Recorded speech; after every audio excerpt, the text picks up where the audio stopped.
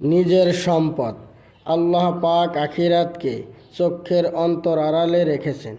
জন্মের পূর্বেই দুনিয়ার কোনো কিছুই দেখা যায় না, জন্মের পরই দুনিয়ার বস্তু দেখা যায়।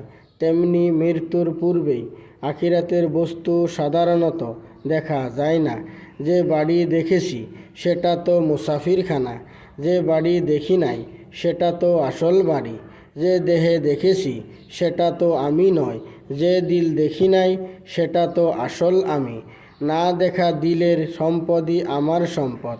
মৃত্যুর পর কবরের অবস্থা, মিজান, ফুলসিরাত, হাসর, জান্নাত, জাহান্নাম সব কিছুই দেখা যাবে, কিন্তু তখন কিছু করার আর সুযোগ নাই।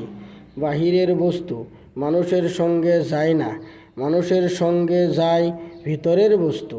কোথাও গেলে জমিন, বাগান, সুন্দর ঘরখানা, ফার্নিচার ও সুকোষক বলতে কিছুই সঙ্গে যায় না। মৃত্যুকালে নিজের ডিগ্রি, কারিগরি বিদ্যা, ব্যাংক ব্যালেন্স, গাড়ি বাড়ি, ঘর এবং ফার্নিচার কিছুই সঙ্গে যাবে না। এমনকি পায়ের জুতো এবং চোখের চশমা দুটো যাবে না।